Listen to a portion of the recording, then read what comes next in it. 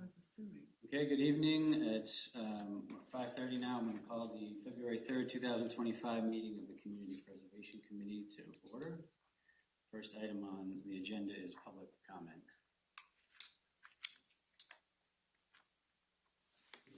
Seeing there is no public comment, we'll move on to staff items.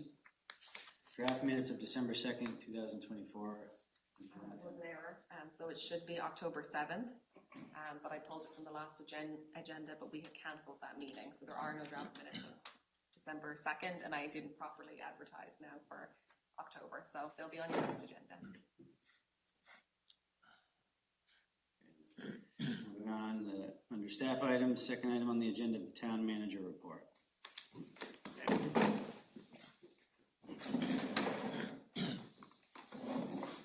Thanks, Matt. Thank you all. I'm Bud Dunham, town manager, and I would say for about 4 to 6 months, Leanne and I have been saying, like, I have to come to one of your meetings just to give you an update on a few things. But also, we've talked internally quite a while about what the town's priorities are moving forward. And so one of the first things that we thought would be helpful is the spreadsheet. I think it's in your packet. And I have to say, when I gave the first one last week, literally today I found 2 errors, one that I corrected, and then like at about 4:45 I made another correction. So I think you guys have the most recent up-to-date one within the hour. But I think what's impressive when I look at this, it's a grand total of just under 39 million of different improvements and projects that we've done. And it all started when the Cape Cod Land Bank was voted into existence in the late 90s. So I also think because a few of you were active back then as well, that those people deserved a lot of credit because they could have fought to try to keep it just as a land purchase account rather than expanding it to the 3 purposes that we have today. And so, I thought there was a lot of foresight on their part and on the part of town meeting to expand it and to convert it to the CPA. So if you and I'm obviously not going to go through each one of these, but if you look at, there's about 13.5 million worth of land purchases, and these are just the principal amounts. So if we had to borrow money, which we're paying from the fund as well, it wouldn't include the interest. It also doesn't include the annual appropriation we do for our administrative costs. And I think, as you guys know, we typically appropriate $75,000, and at the end of the fiscal year, most of the time there's more than half of it left. It goes back into the fund. It doesn't go back to the general fund, so that's good.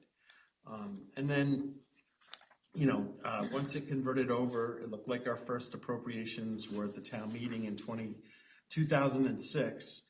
I mean, that's quite a list of projects on those 3 pages. And it's current all the way through, through what we just voted in January. And then if you look at the last 3 pages, it separates it by category.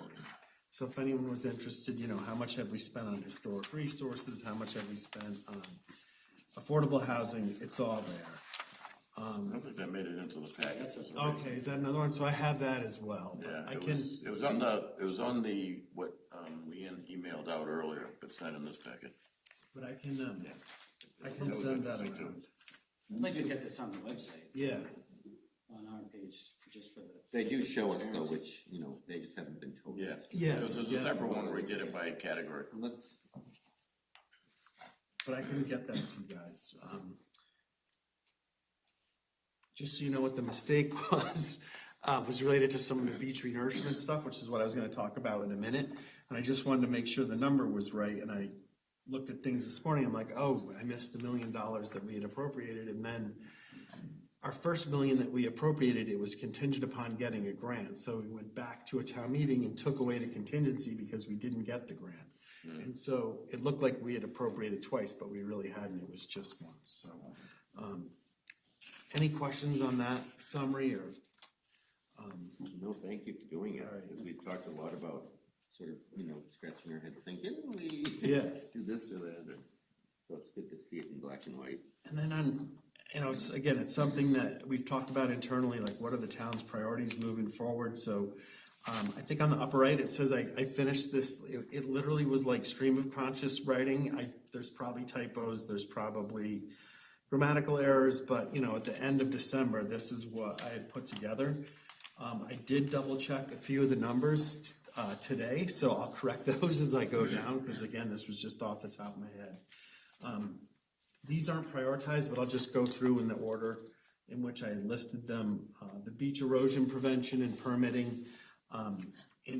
So a combination between 2015 and 14, there were 4 different town meetings that were held that either provided money from the CPA for beach renourishment, or as I explained earlier, there was one where we took away a contingency on the first million that we came up with. So the grand total that we had was $2,850,000. It wasn't $3 million. And then what was really nice is that the state, if you remember, ended up coming up with $1 million to help with the restoration project that we did later in 2015 into 2016. It's fair to say it didn't last long, but we're thankful that we did it. And I think what's important for everyone to realize is the reason I put this here is we have, of that $2,850,000, there's about $325,000 left. That last paragraph in that section, I say 250. I checked today, it's 325 roughly. And what that money has gone for, I can't tell you like how many permitting things we've done. Not only the template for the beach and dune system, which, believe it or not, we had a 10-year permit expire and we had to renew it. And then the Scusset Beach permit for the Barrow site. What's interesting there, that's what the Army Corps used for the Section 111 project they just completed, so they wouldn't have been able to do it without that permit. But it's our permit, so it's contingent upon us after they've done the work. We now have to do studies periodically to show how fast it fills back in, and it doesn't fill in with compatible material. Like, we think the answers are going to be faster than we thought, and yes, it will be compatible material, but we have to prove that. Because our permits were temporary in the sense we could renew them, but they wouldn't give us the okay to use that Barrow site again unless it filled back in with compatible material quickly. So that'll be incumbent on us over the next not only months, but years for us to do that work. You might be interested too, we're required, we do quarterly beach profiles, usually done with a drone. It's pretty accurate now, so it's quite a bit cheaper, but we do just to check on what the slopes are, what's changed with the topography. And then probably most importantly, it's at least once a year, it might be twice, we have to do what's called an eelgrass survey, because some of the regulatory agencies are most concerned about juvenile cod for probably the hardest federal department that we can get permits from. They look at things like that, and so we have to do the survey of where eelgrass has formed naturally offshore. So we'll have to do that, and we do that at least once a year, like I said. That's more expensive, but that's a requirement. And then those are all permits we've had that we've renewed. We're on our second go-round. The thing we're trying to permit now, which Woods Hole Group was very upfront with us, would be the hardest thing to permit, is the Old Harbor entrance that eventually goes through underneath the boardwalk where all the shellfishing is. As the erosion has happened, a lot of the sand has been pushed back into the creek, and so to dredge that out, it's really hard to get those permits, but we're still trying to do that. So we've been working with the state and federal agencies to see if we could get a permit to dredge the Old Harbor estuary at certain areas that they would find acceptable. And the nice part about that is if we could ever do it, the estimated volume is about 75,000 cubic yards. It's a type of project that could be done through the Barnstable County dredge rather than something that's a lot more expensive. So it's about the cheapest way you can do dredging on Cape is if you go through the county. I couldn't give you a good idea of if we're going to get that permit and how long it's taken. We've been working on it for several years and we're not there yet. We're still trying. Anytime we get comments, we then try to change what our course of action is and, try to address what their concerns are. But I would have, probably Dave DeCanto would be better to answer those specific questions. But So. could you just say, would that also include attempting to narrow the opening of that? I think that is sort of gone beyond its, if you can see the old groins that used to be the entrance are now way offshore. I think the word it flagellates so much, it goes, the entrance is constantly moving. And right now it seems to be moving further to the east and then it might come back. So it's really hard, and I think we would have to spend so much money on structures and I don't think we'd get the permits for that. So, I mean, that's our goal. So my only point here was that it's critically important that we keep up those studies and try to get that next permit. I'm not saying that the next big project should be funded from CPA funds, but all those permit requirements, we need to make sure they keep being honored because we don't want to lose those permits and have to seek them again. So as those funds get lower, we should think about, like, and this was just a spitball, like, you know, estimated appropriation down the road just to keep things moving. I was thinking like 500,000. Heather and Bill, who are going to talk in a few minutes, are responsible for putting together our capital plan. It's listed on the capital plan down the road as well. So I just don't want anyone to forget that because we've worked too hard to get the permits, and if they ever went out, you know, they'd be really hard to get back. Again, this was written in December. I had next down the town hall restoration and preservation. I think we'd all agree it's the #1 building that the town owns and it needs to be properly preserved and restored.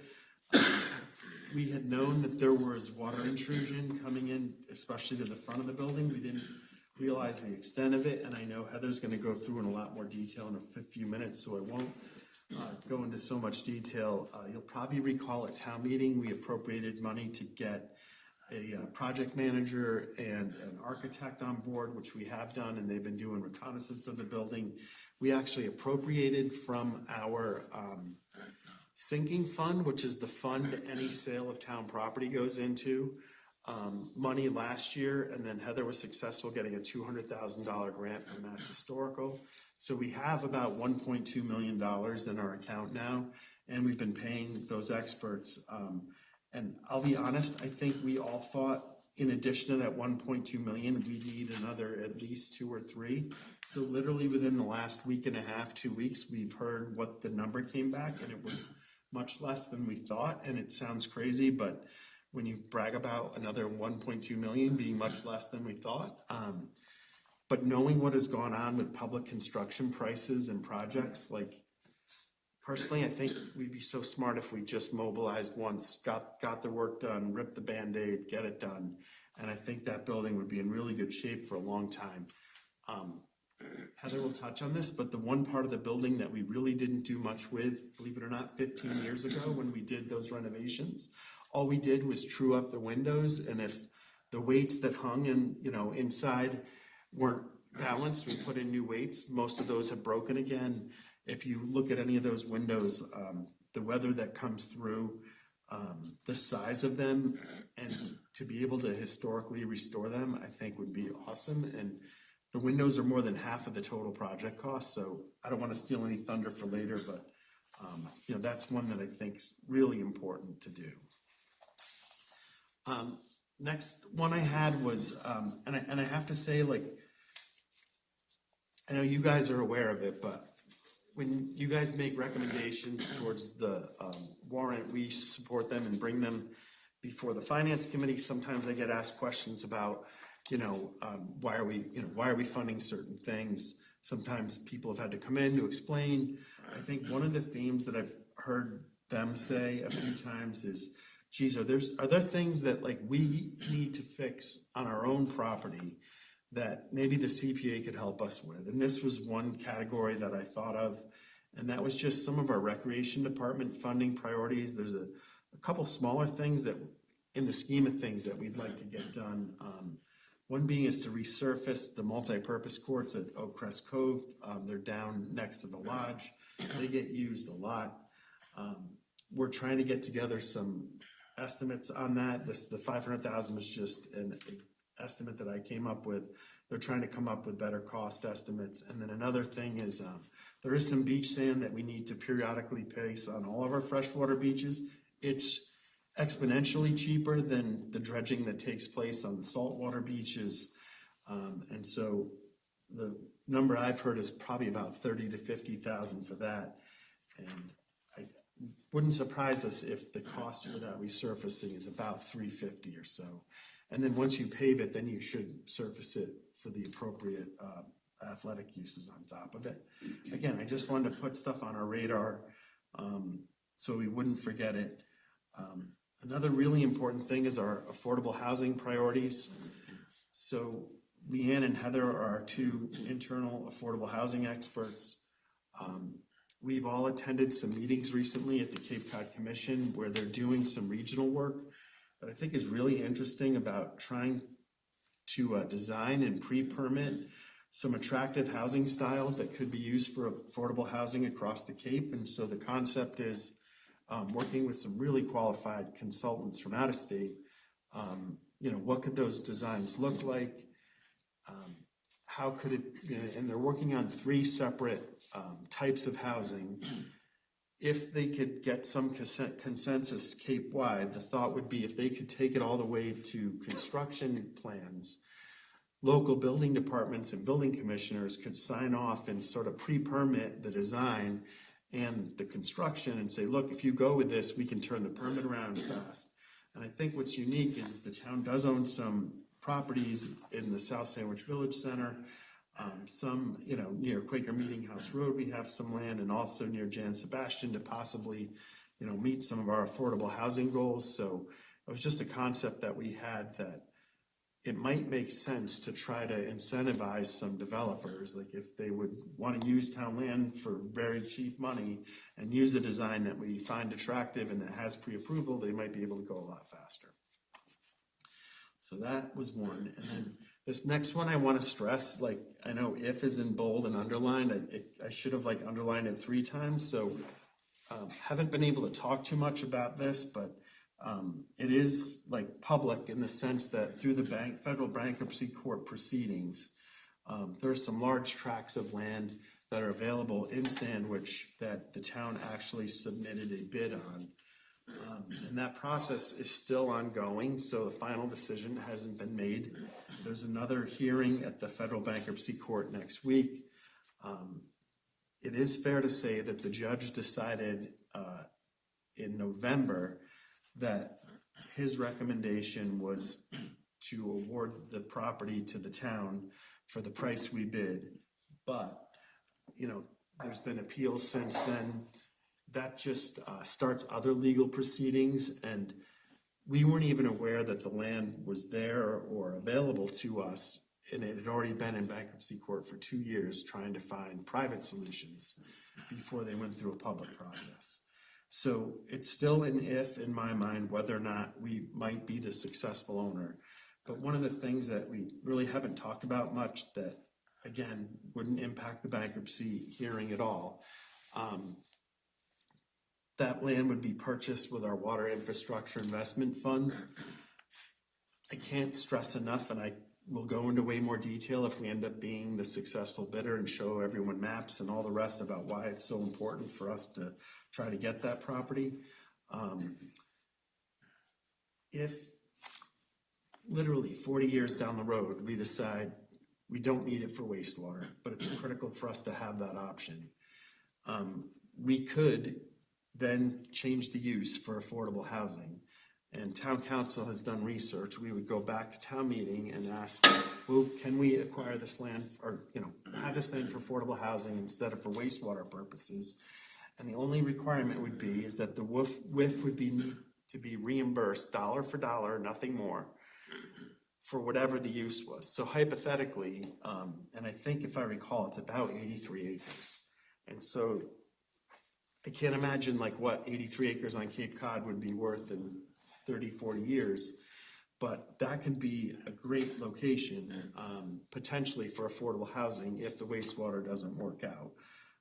We even went so far through Heather's efforts to reach out to the Housing Assistance Corp, which owns land that abuts it, and they have an approved project on their property. They would be very interested in working with us, not only for access, but hypothetically, if we wanted them to submit a proposal, that could be entertained as well. So I would think if we don't need it for wastewater, or hypothetically, we only need half of it for wastewater, there could be some real potential there to do a good project. So it's just something I wanted to mention, that that's out there as a possibility. And again, we don't own it yet. It's totally out of our hands.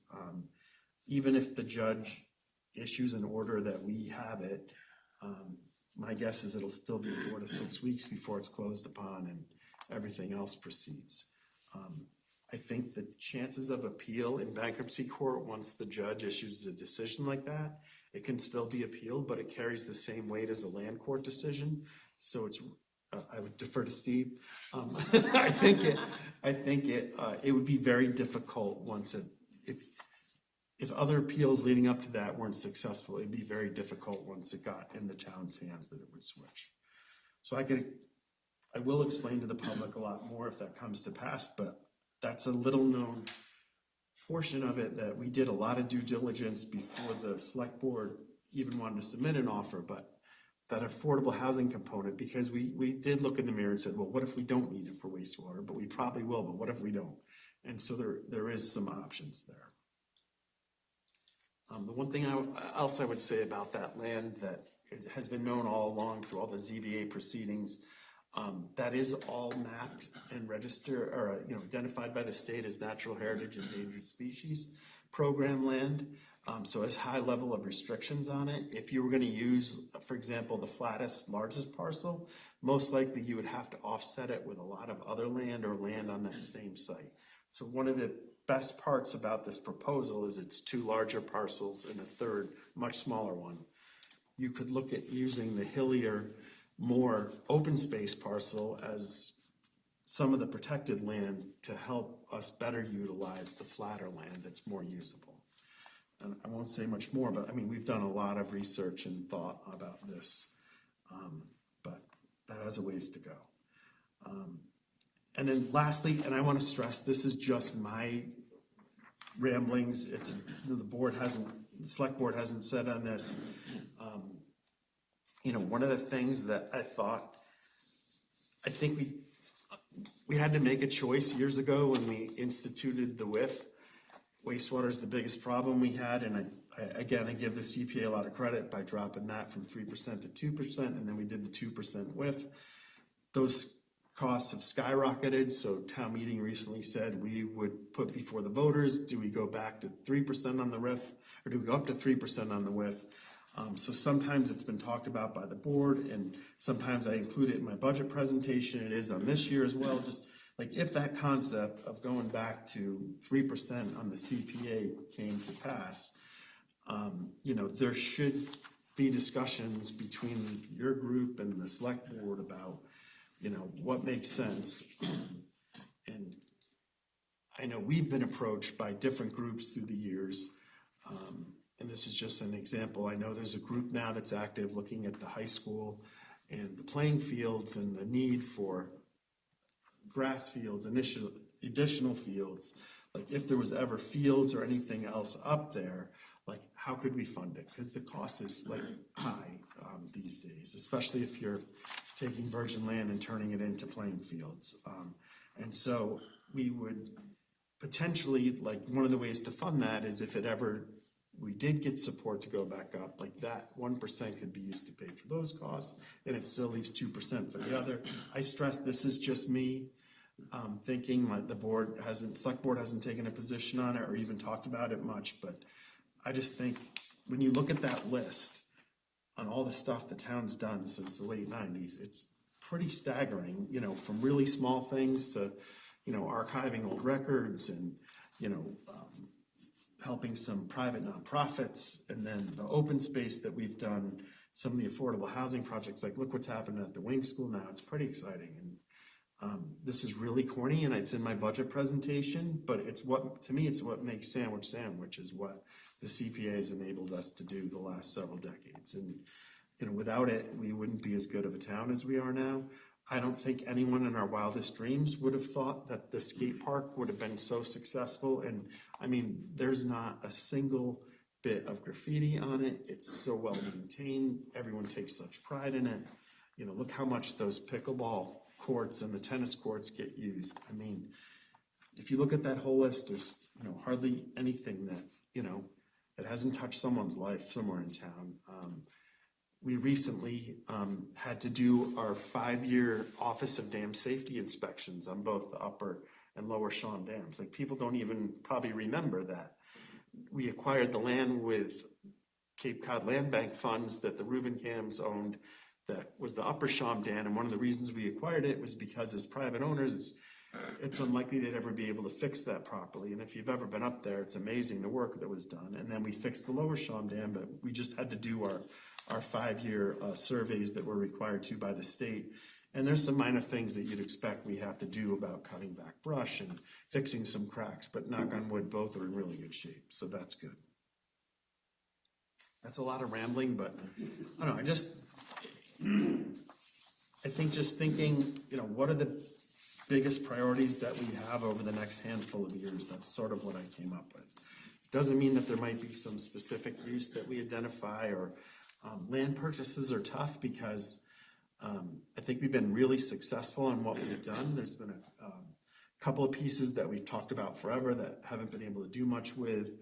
I know we were very active for a number of years in the Maple Swamp area, like trying to piece together some pockets that were like not connected, and we did pretty well working through that. So I think that's about it. And I know at the end of the night, if we just did a brief executive session, I could just update you on one thing. And this is more, I just want to make sure that you guys have heard it, just to keep it in the backs of your mind.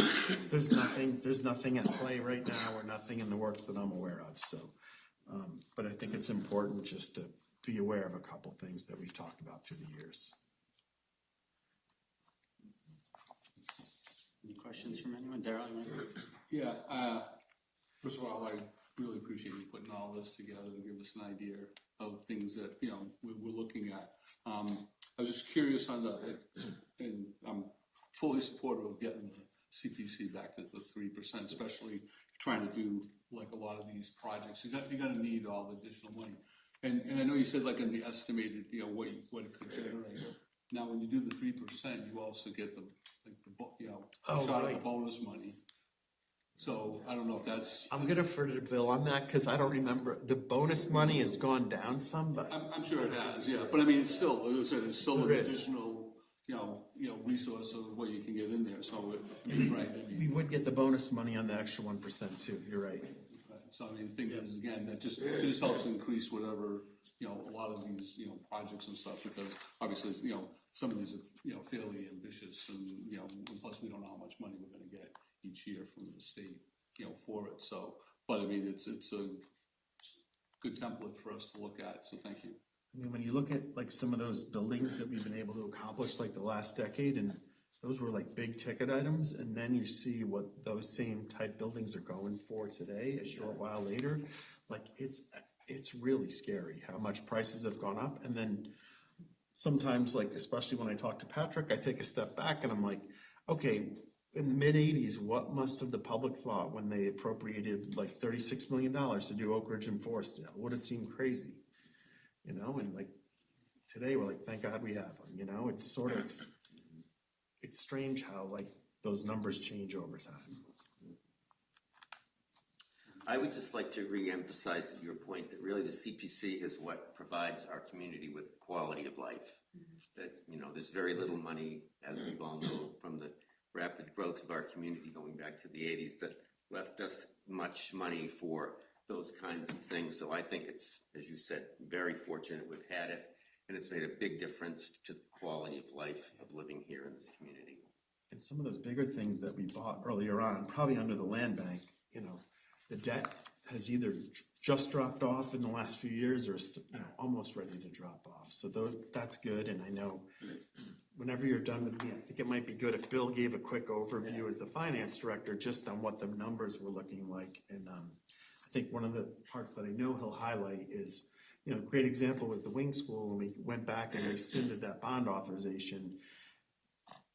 I forget the exact number, but if it was 2.6 million, that's a lot of money. But if you went and bonded that over 10 years, you would have paid like another $1 million for interest. It made no sense if unfortunately, the timing worked so that we were able to pay that in cash. And there's a couple things, like even with the town hall restoration, if we don't have the money today to pay for it outright, I bet you the same thing would happen by the time, went out to bid, the work started, and the actual cash flow, we'd be able to pay for that in cash over time, or do like a simple bond anticipation note rather than a bonding, which is, we get money in that venue for like really cheap.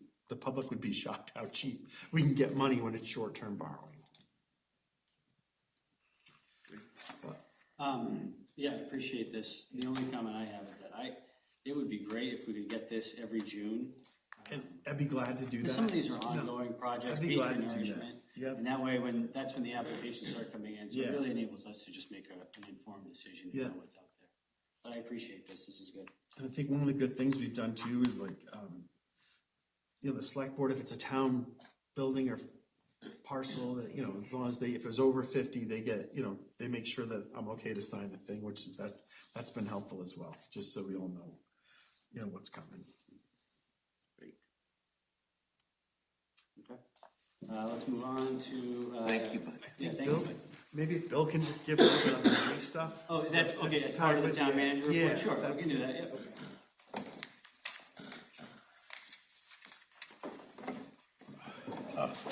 Good evening. For those that don't know me, I'm Bill Jennings, the town's finance director.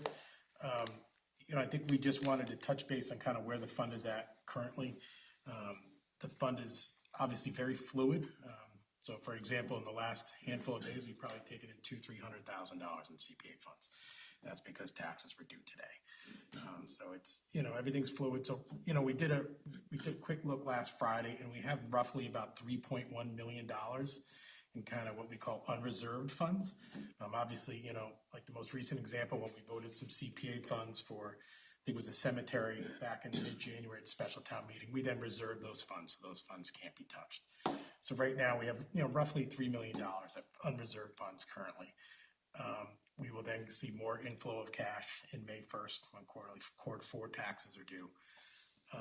Bud did steal my thunder about the, going out to borrow and have you, and I won't repeat that, but, really what we're always looking to do is just not only to manage the money, but manage it effectively, and right now, the way rates are, we're really hesitant to borrow money.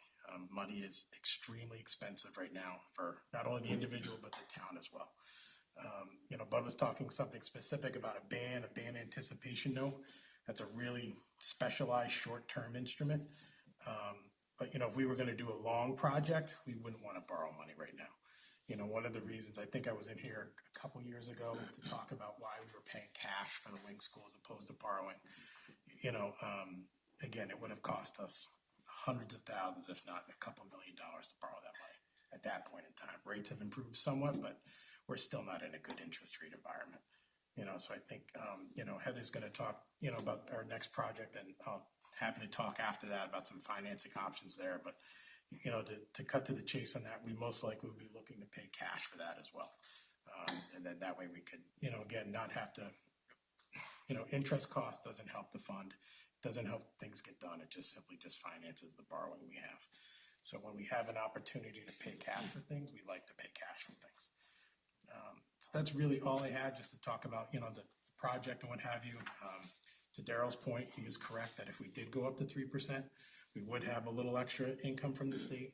The state funding is not always guaranteed for that, and it varies year to year, administration to How administration. much has the state funding been in the last few years? Remember the good old days, it's 100%, but that was a long time ago. Yeah, it's well below that now. I don't have the specific number off my head right now. I wasn't prepared for that tonight.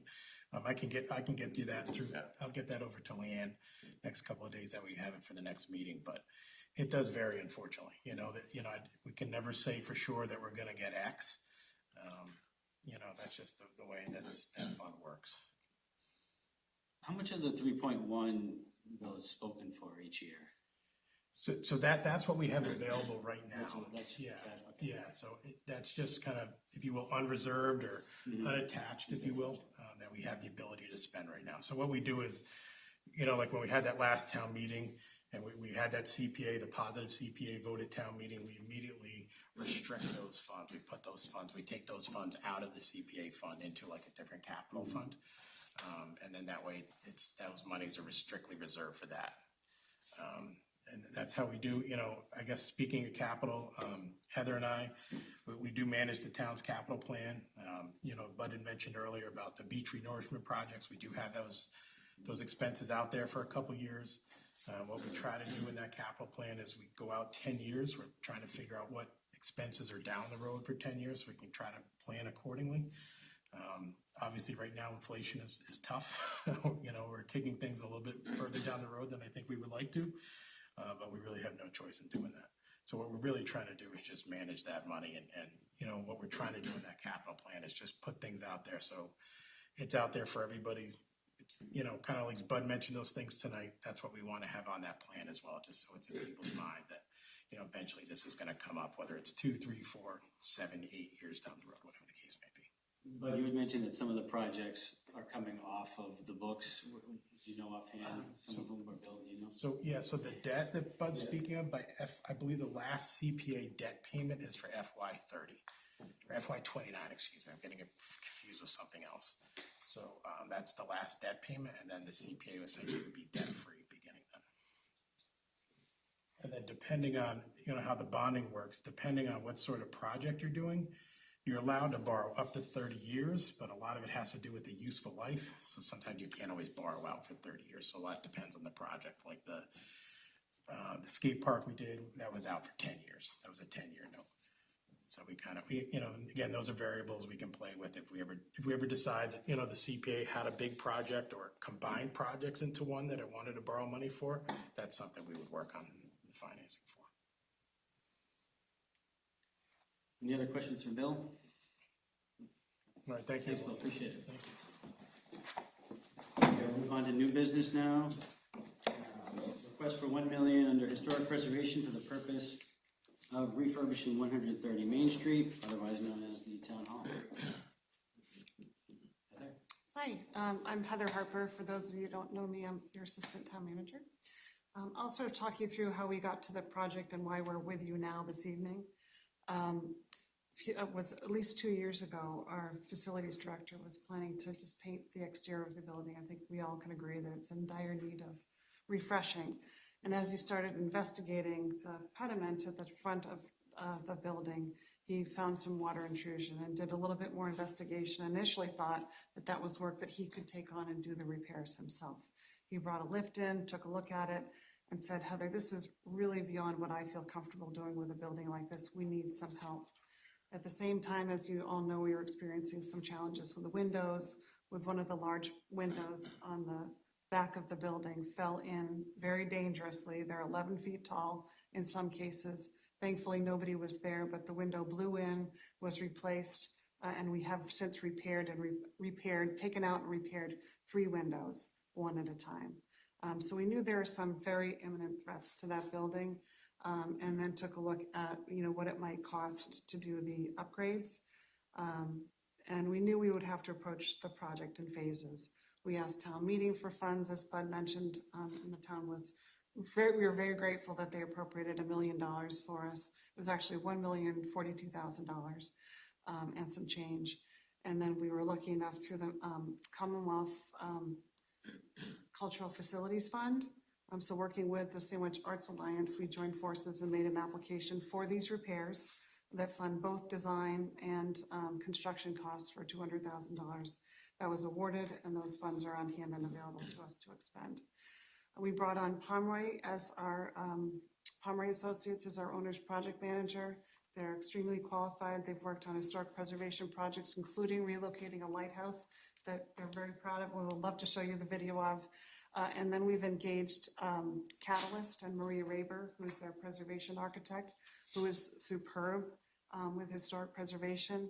So working with our team and our facilities director, we brought the lift in 2 additional times, have had professional engineers taking a look at what needs to be done to secure the building from water intrusion. Of course, while doing that, you open up the building, you find that the construction methods aren't what you expected them to be.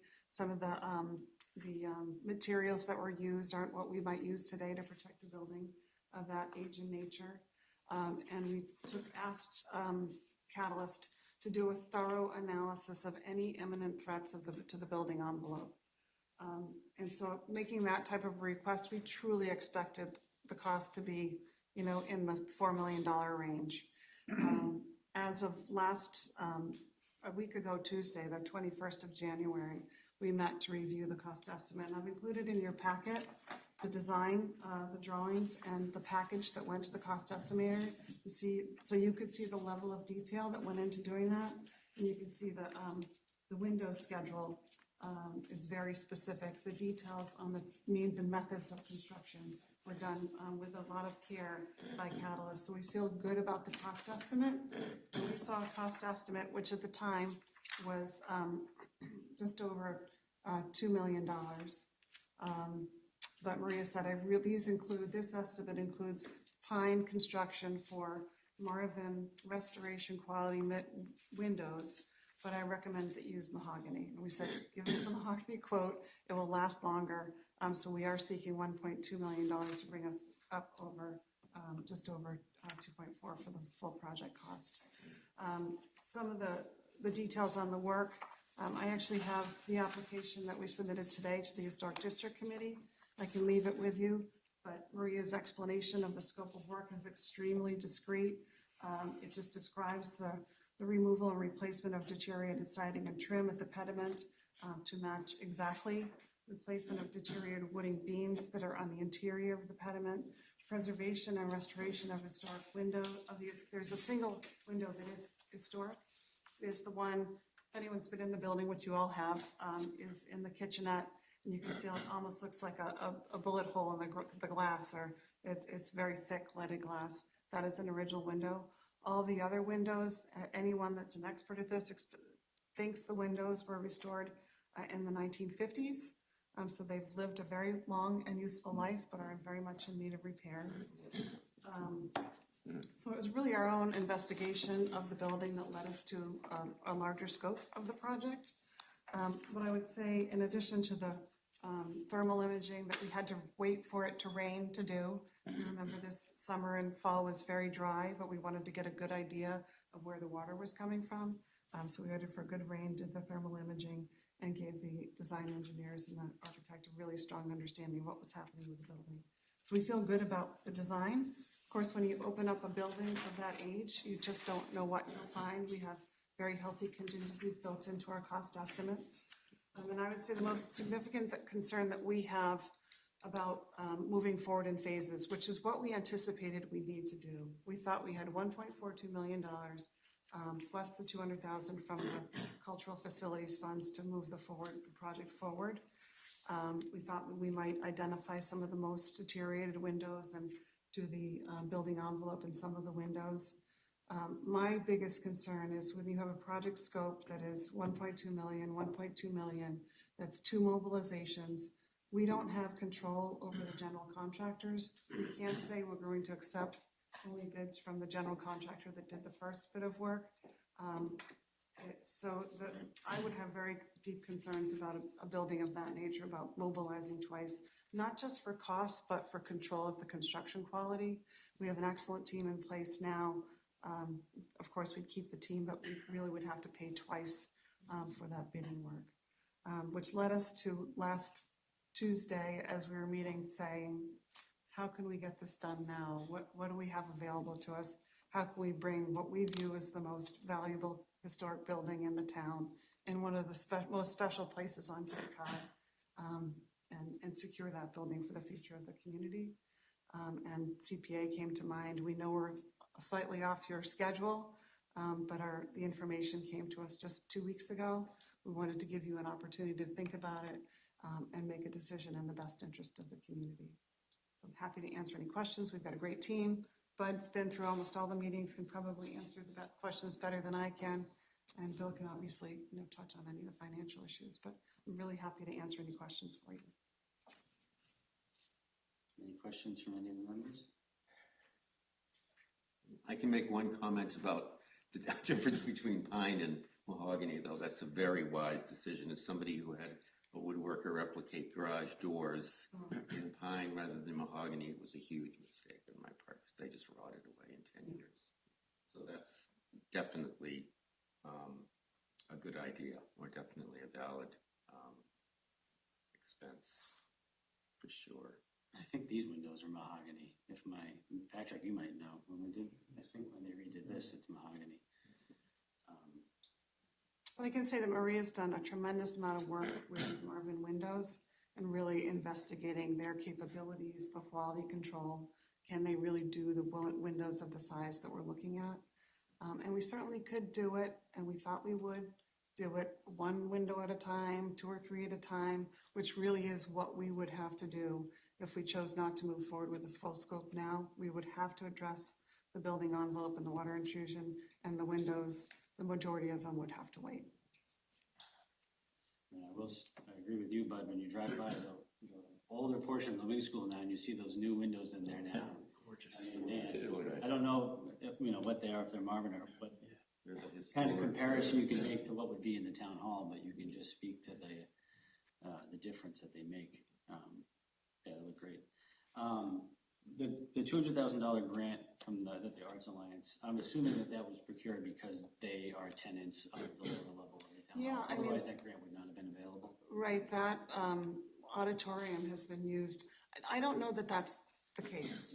They happen to be the tenant in the lower level, but the upper level of the auditorium has been used as an auditorium for 200 years. And that really was the appeal, so we needed to make the case that the auditorium was being used actively by the community. It's got a lot of use in the last 15 years since we did the restoration. Yeah. And we are lucky enough that the Arts Alliance is in the lower level, and we are more than willing to partner with them if there's some features that they'd like to, we know they'd like to make some minor modifications to the space that they're in. And I know the Cultural Council is interested in that, and we would, work with them. We don't have a lot to invest to help them make the modifications, but we certainly can put our power behind a grant application as the building owner. And I'll just say, you don't want to miss the catnip junkies on the 15th upstairs in the auditorium at 7 o'clock. Must be a member of the trust. And it's been very well used. And we're lucky enough to be in there, every Thursday evening, and the school committee's there on Wednesday. And it is the seat of governance. It is an important place for all of us. I think, we argue that it's the most important historic building in Sandwich. Somebody may have a different Can you idea. just talk a little bit about how this relates to the work that was done 15 years ago? So Totally different than totally different. Some of the, not replacing any of the other things. Okay. no, the windows were not done right, as okay. part of that project. And I don't know the details of exactly what was done, but the water intrusion is just a function of the construction and the age of the building. Yeah, I don't remember, was there anything done with the exterior at that time? I think I've heard from Bud that the exterior work was fairly limited. I think there was some clapboard replacement and painting, but the roof was treated and not replaced. Just left, okay. Thank you. If I'm wrong, I know you. Yeah, no, I think the windows, some of them are way out off kilter, Yeah. but the weight of those, if you ever tried to open them, they are massive. So I think just all that pressure over time on softer wood is not a good mix, so it'd be good to get that fixed. And we did have an analysis of the energy savings of putting the new windows in there. And since we spend very little energy running that building, the energy savings isn't significant, but there is, several $1,000s a year we would save in energy, and we may look to the green communities to help offset some of these costs, but it will be de minimis in terms of the scope of the whole project. I think in terms of building support on the road, notwithstanding what happens tonight, but having the Arts Alliance supporting you, having the town obviously chipping in for half of it, all those things mean a lot to the voters, I think, at town meeting. Does anybody from the public have any comments? Come forward.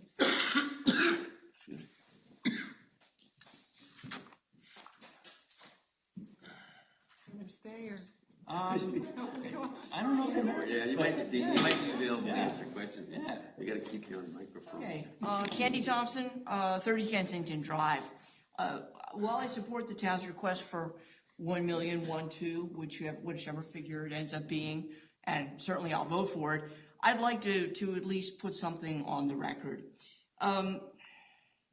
With the approval of this application, the town will have spent $5.3 million over 15 years on this restoration.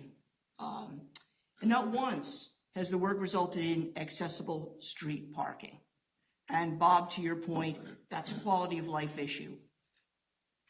The 2009 site plan by Wendell Calso shows 2 accessible parking spaces on Grove Street, closest to the building. They were left out of the final product for reasons we don't know, but they're definitely on the blueprints. 12 years later, and after much citizen prodding, Official Sandwich designated a single space on Grove Street with some paint and a sign, but no curb cuts.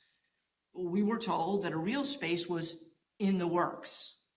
That was 2022. Accessibility in a town like Sandwich, with its graying population, large number of veterans, and disabled citizens, is vital.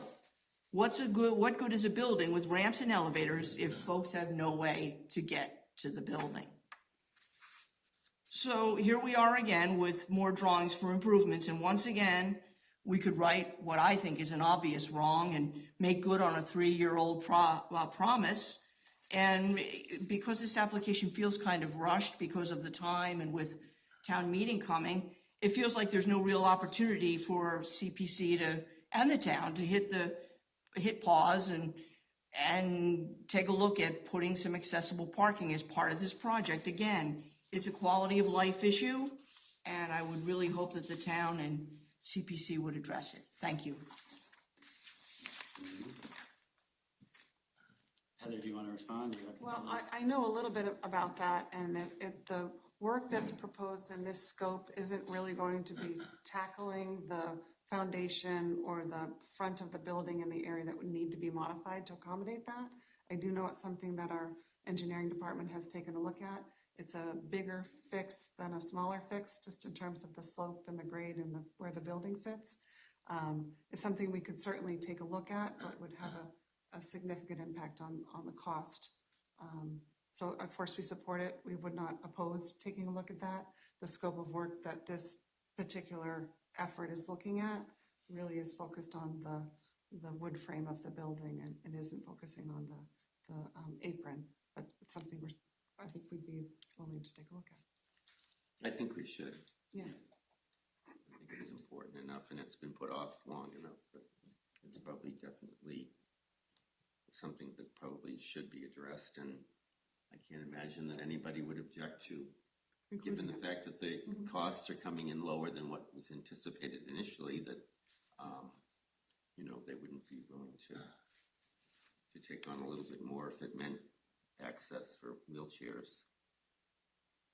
Daryl? Yeah, I just have a few questions, and it's funny, you answered one of my questions. I was gonna ask about the foundation, if that had any part in this project, but No. so that answered the question. The other thing is, with all of this, work that's proposed in the windows and everything on the outside, is that gone through historical, or is that what you're talking We about? just filed our application today. It will have to. So Yeah. the estimate that you have is based on they would not make any changes to what you have on your list, is that correct? The repairs would be indiscernible to the naked eye, for the most part. There would be replacement in kind of everything.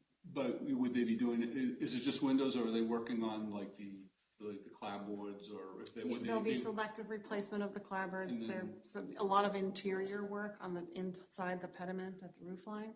And so then, so I'm guessing the building would be repainted or Oh, whatever? yes, yeah. And any work on the columns or whatever, or is that left out of this? They would have to be, there is some repair work on the columns just in order to paint them.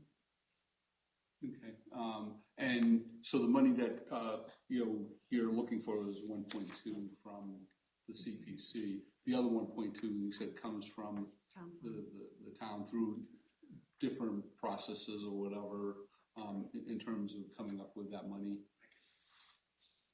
We already have that in hand. Town meeting has already approved $1,042,000 for it, and then plus that $200,000 grant that has been received and then town matched.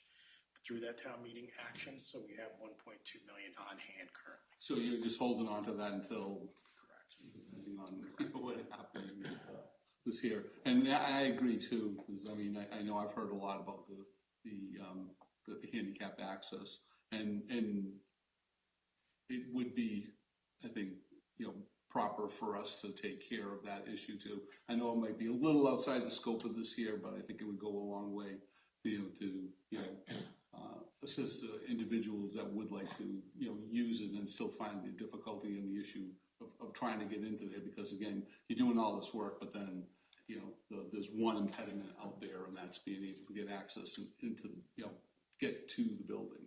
So, I mean, to do, again, like, Candy said, how much money has been spent over the years to get this project done. It really would be, I think, proper for that to be, also included, even though I know it's not, part of the original proposal. Yeah, I mean, what's the requirement? To have 2 handicapped parking spaces, or is it? I don't know. I Probably don't know the there's requirement. no I parking. think it's the ramping It's just issue. street parking. Really, I don't know if there's that, no parking is either. the real bugaboo. Even if there's just one, if there's and you get out of your wheelchair and there's a curb in front of you. And that's the one that there's now. Unfortunately, you're at a curve. You have to Right. use the street and Yeah. make your way to the ramp. And I think would also help to win support at town meeting as well, if you could include, if that were to be a piece of it all. I mean, obviously, I think from my personal perspective, this is really a no-brainer. I mean, the building is sort of the jewel in the crown of, Sandwich Village, and sees an awful lot of use, gets, and my sort of mantra is that historic preservation is our economic preservation. I mean, this is why people come here. This is why we do, our businesses, do thrive mostly because of the visitors who avail themselves to things like this. I spent the summer at the grist mill last year, and I can tell you there were a lot of people in Town Hall Square who were there because of the historic interest, and nature of our community, for sure. Just want to make a quick comment, if it's okay. One, I really appreciate the public comment because it does put the project together more holistically. And it just demonstrates that expectations over time change. At the time the first renovation was done in 2011, Wendell Kelso, the architect, the town of Sandwich, was awarded a preservation and accessibility award from the Commonwealth. So it was the model for accessibility, but it still doesn't have accessible parking places. So it obviously was a challenge then. We'll have to tackle that.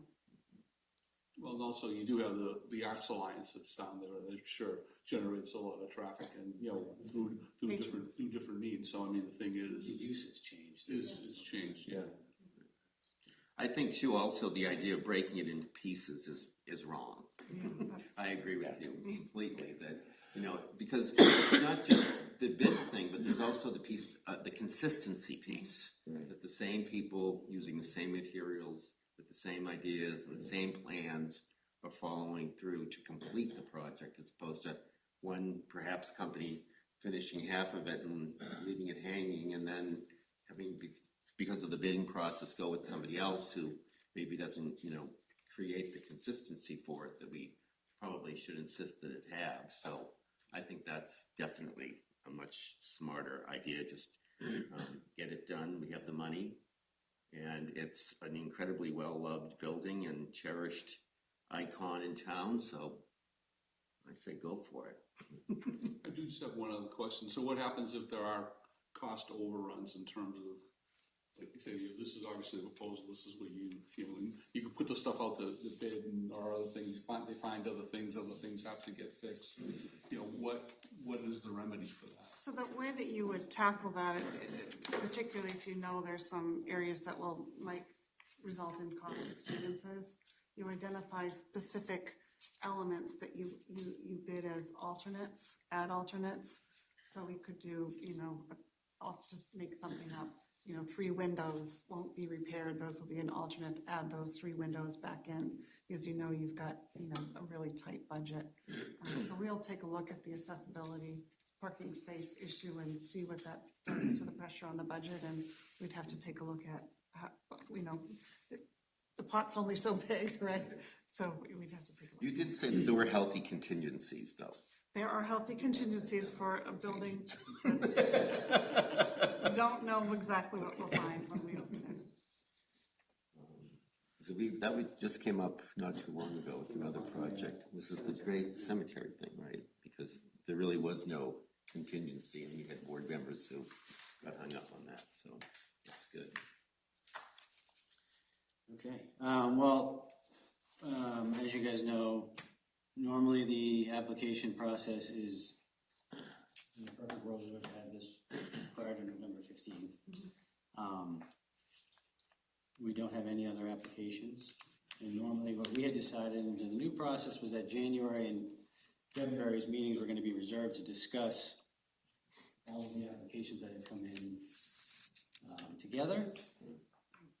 The one application that has come in for the cemetery work, we made an exception to because it wanted to be on the special town meeting, which it was in January, it was approved. So really the only reason we're having this meeting is because of this request that's come in. So